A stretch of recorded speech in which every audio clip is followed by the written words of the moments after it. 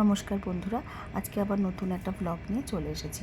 তোমরা বলো তোমাদের পাড়ায় কাদের কাদের বাড়িতে শীতলা পুজো হয়। আমাদের পাড়ায় কাল শীতলা পুজো, সেই জন্য এই আলু কেটে ধুয়ে ভালো করে ভেজে নিলাম, বড়া ভেজে নেব, ভাত করে নেব, লঙ্কা ভাজা করে নেব, কারণ আমরা ওই শীতলা পুজোর দিন সবাই পান্তা ভাত খাই, আর তার সঙ্গে খাওয়ার জন্য কিছু। আর আমি এই ধোকার ডালনাটা করে রেখে দেবো, কাল আর আমি তাহলে রান্নার মধ্যে যেতে হবে না, পুরোই কাল রেস্ট থাকবে। এই যে বড়াটা যে বানাবো আর কি, সেটা ওখান থেকে হাফ তুলে নিয়ে বড়াটা ভেজে নিলাম। আর এই যে আমার বড়া ভাজা, আলু ভাজা সব রেডি হয়ে গেছে। আর করে নেব ওই ধোকার ডালনাটা করার জন্য প্রথমে ধোকাটাকে ভালো করে ভিজিয়ে নিয়ে 20 মিনিট, তারপরে ওটাকে একটা থালার মধ্যে ঠান্ডা করে পিস পিস করে কেটে ছাঁকা তেলে ভেজে নিলাম। আর আলুটাকে ভেজে নিয়ে ওর মধ্যে জিরে, আদা, লঙ্কা, হলুদ সব কিছু কষে নিয়ে এবার জল দিয়ে ওটাকে ভালো করে ফুটিয়ে নিলাম। এবার ওটা অল্প যখন ঠান্ডা হয়ে গেল, তখন ওই ঝোলটাকে নিয়ে আমি যে বড়া মতন পিস পিস করে রেখেছিলাম ওটার মধ্যে ওটাকে ঢেলে দেবো। এই যে ঠান্ডা হয়ে গেছে, উষ্ণ গরম ছিল, ওটাকে ঢেলে দিলাম আর তার মধ্যে অল্প গরম মশলা ছড়িয়ে দিলাম। তাহলে কী হয়, আমার ধোকাটা কখনো ভাঙে না, আর খেতেও খুব টেস্ট হয়, ধোকাগুলো একদম ঠিকঠাক মতন থাকে। এটা এবার ঢেকে আমি এই যে গরম মশলাটা উপরে ছড়িয়ে দিয়ে এবার ঢেকে আমি রেখে দেবো।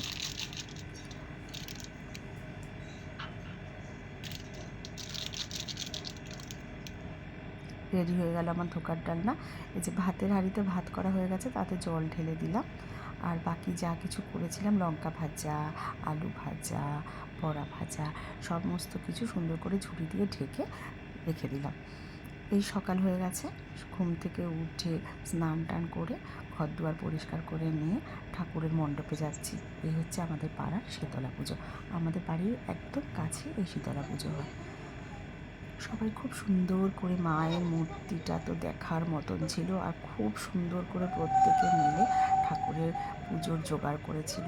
মানে এত ভালো লাগে এই শীতলা পুজোটা, বলার মতো না।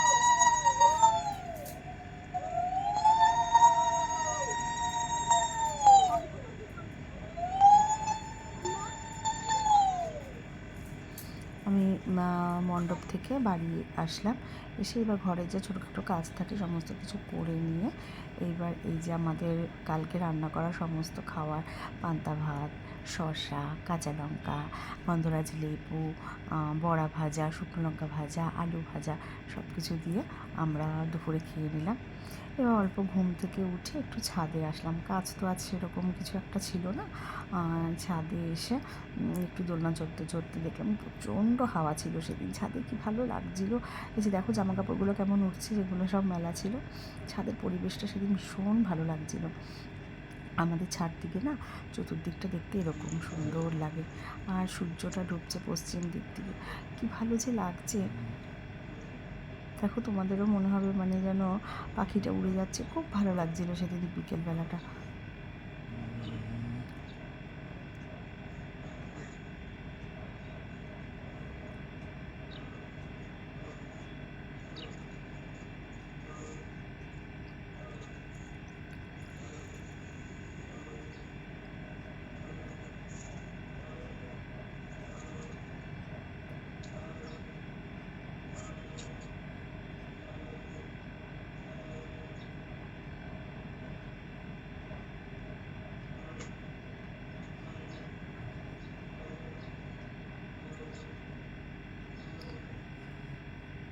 সেদিনের দিনটাও চলে গেল।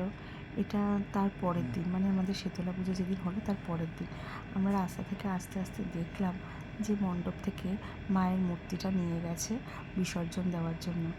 ঠাকুরের জায়গা ঠিক এমন লাগছে।